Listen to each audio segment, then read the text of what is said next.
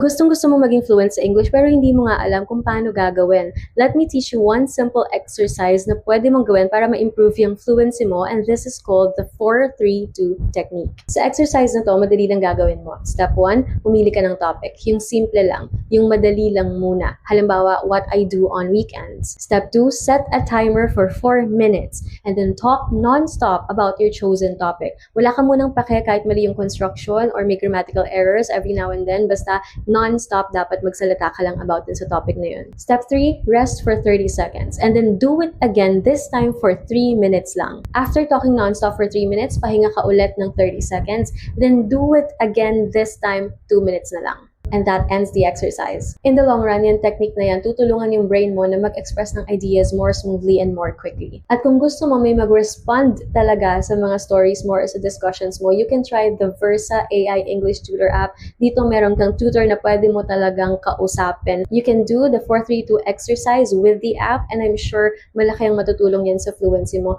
if you do things consistently. So wag ka nang maghintay, download mo na yung app and start practicing today.